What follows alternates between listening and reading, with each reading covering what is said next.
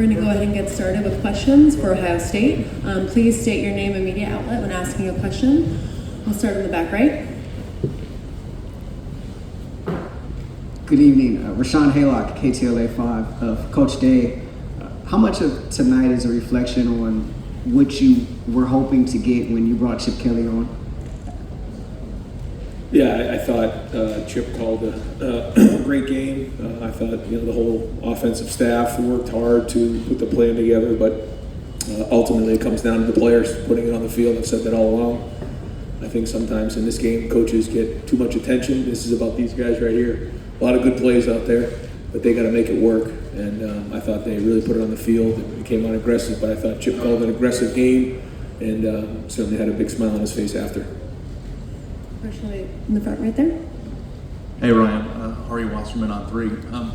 You've been in a position the last month that most coaches, maybe the first ever, where a large portion of the fan base has been displeased, and you guys had to come into a postseason under some tough circumstances. And I'm wondering, what's it been like for you through this journey, and how cathartic was it today to have the game that you guys had? Well, in this game, there are ups and downs along the way, and when things are going good, you got to hug the guys you love the most, and when things aren't, you got to hug them even harder, and you just hang in there and you keep swinging. And I talked to these guys about it a couple weeks ago. That's life, and this team is resilient. And when you surround yourself with great people with great character, you find yourself working through difficult times. And at the end of the day, we wanted to win a national championship, and the way that we got here wasn't what we expected. It wasn't what we planned for.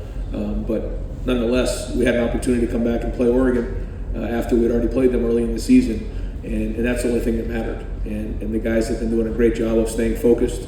The staff is stuck together, but the players are stuck together, and they're fighting to continue to stay together because the winner gets to play together another week, the loser doesn't. So. Those guys have worked hard to stay together, and now we got an opportunity to go play Texas, and a lot of football ahead of us. We have a question from the front here. Nick, yep. Nick Hamilton, Nightcast Media. First of all, to all of you, congratulations. Coach, just looking at the enormous impact that Jeremiah has had on this season, on your team, how would you say he mirrors somebody like a Marvin Harrison Jr., who you've seen as well develop and be able to do great things? I think we always want to draw comparisons because that's what we do naturally. I think whether it's players or coaches, it's easy for everyone to say, well, he's this person, and not quite put him in a box, but sort of categorize them based on somebody who's come before. And Jeremiah is his own person. I think that the way that he's come in from the get-go, he had a look in his eye that he wanted to make an impact as a freshman. And I think his teammates would tell you the same thing. And he's earned the respect of the teammates, not because of his ability. You guys see his ability, but to me, it's the work ethic every day. He comes in, he's serious. He doesn't say a whole lot, but when he does, people listen. And his maturity, physically, emotionally, and mentally has allowed him to play like this. And remember, he's a freshman. And so for him to be playing his best football late in the season speaks to his maturity. The next question comes from the middle right. Steve? Congratulations, Coach Day. When Marcus Freeman was here after they played SC, I asked him, sometimes a defeat is the best thing that happens to a team. I know it's hard to say that when you lose to your rival, but are there some aspects of that loss that may have, in the end, where you're at right now, may have been the best thing for your team? I see you shaking your head no already. Yeah, it's hard for me to say something like that. But I know that, you're a sum of your experiences. And this team has had great wins this season. It's had some tough losses. And we have learned from those, and you got to grow, and you got to build, and you got to make sure you're, focusing on your strengths and making sure that you understand what your weaknesses are, and I think that's a big part of it. But ultimately, it comes down to our guys, and I just keep going back to that because these guys are resilient, and we're at a place where you can hear a lot of noise, but they didn't do that. And I'm very, very proud of our staff. I'm very, very proud of our players, but we're far from done. Next question comes from the second row. Hey Ryan, Dylan Davis, Delaware Gazette. I asked you this a couple weeks ago. You talked about playing free without fear of consequences, and over these last two games, that would probably look like that's what that looks like. What's been the shift in that mindset? What have you done? What has the team done to allow that to happen? Has there been a focused effort on that, or is it just something that? I don't know. You can talk to the players about it. I think all year, you make adjustments along the way, but we've really focused hard after the regular season on our execution. And I know that sounds really simple, but it's something that we talk a lot about in our walkthroughs, in our meetings. It might be practices, it might be a walkthrough in a hotel, it might be a meeting, and maybe there's one little tip that could give you that little bit to say, hey man, like this is going to help you execute this play on this play, on this situation. And then you also have to be, situationally aware, which I think as the season's gone on, we've done a better job of that. And then the last piece is doing your job. Everybody has to do their job. Like, you take, for instance, the route that Jeremiah ran on the play where he stuck his foot in the ground and went across the field. It was a perfectly run route, but the protection was there. The setup by Will of getting the whole defense to run one way, it looked like it was a naked, and then we came back and threw the ball. Like, there's so much that goes into that one specific play, and I think that we've really focused on that part of it. And I think it's the same thing with the defense. I think that they all understand how they fit in with each other, and then it comes down to execution.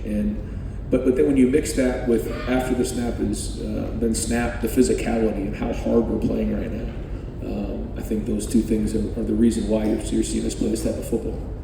The next question comes from the middle left, in blue and white.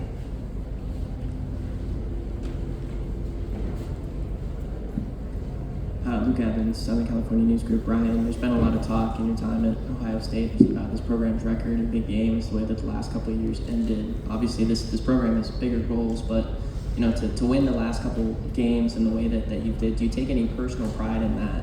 For yourself as a coach, your journey. Every game is big at Ohio State, and we know that when we came and when we decided to come to Ohio State, and certainly, this game is huge for a lot of reasons. But I think the most important for our team is that we get a chance to play together for another week. To me, that's the most important thing. Every game here is important, and so when you lose, you've got to figure out how to move forward. But when you recruit great people with high character who care about each other, when you go through difficult times, you stick together. You don't splinter. And again, that's why whenever we're in these situations, I just fall back on these guys right here. And I wish you guys were asking these guys questions, because they're the ones on the field. These guys are the ones who are playing, not me. I'm just there to direct them and make sure that we're all going in the right direction. These are the guys who are the warriors, who are doing it on the field. And I just can't say enough about these guys. Next question comes from the front row, right here. AP Stedham with AP As We See It. This is for Jeremiah and Cody. What did you see? What did you see today that was different from the first game, and what are some of the things you practiced that you thought were going to be there? From the first game, I think our defensive. That was obviously one of our letdown games for our defense. So one of the biggest things we changed was just our attitude and our mentality. There was a lot of plays in the first game, and we weren't even aligned. We weren't ready to go. And with an offense like that, for Oregon, they thrive on that stuff. And for us, it was just that mentality we had to change. And we went through a lot of tough conversations after that game, and a lot of changes we had to make. But I think we're better for it now. And we made those changes. And like Coach Day said, it's all about execution. No matter what. No matter who's across the ball, you have to do your job. And if you do your job, you're going to select the result. The next question comes from the middle.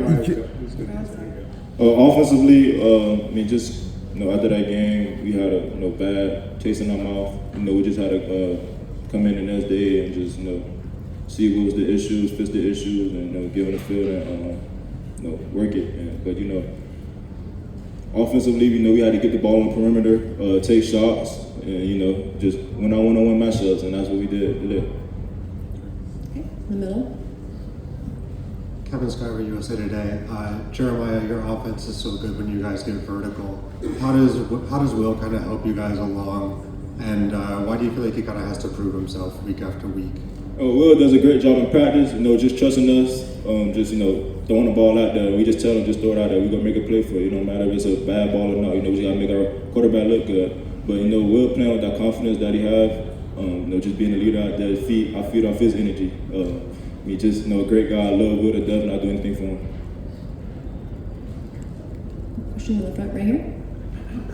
Jeff Gilbert, Press Pros Magazine. Cody, Coach talked about his execution, but this is an emotional game.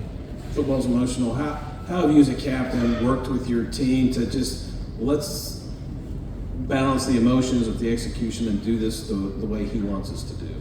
Yeah, no, I mean that's probably the biggest part about football. It's a game about getting your body, mind, and spirit right. And I think Coach Day does a great job where he wants us to understand the moment and how the steps of each game goes. And it's not, we don't play that game a week ago, but we have to get our mind ready to be in that sense. And so obviously it was a lot of emotion, a lot of people talk about redemption, but for us it really is just about doing your job, because our coach is put us in the right position, so we just got to go make the play. And they've done that so well this whole season. So I mean, we trust them 100%. We have time for 2 more questions. The next question will come from the gentleman in the plaid. We'll bring a mic to you just 1 second.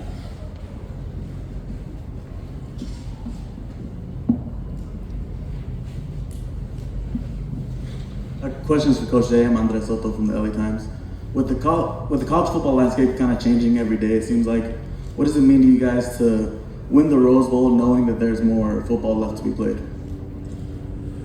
Yeah, I think for us, we literally are taking it 1 week at a time, but we are, like I keep saying it, we're fighting to keep this team together because we have a great group of guys together. And I think that we believe that when we're executing at a high level, that we can play with anybody in the country.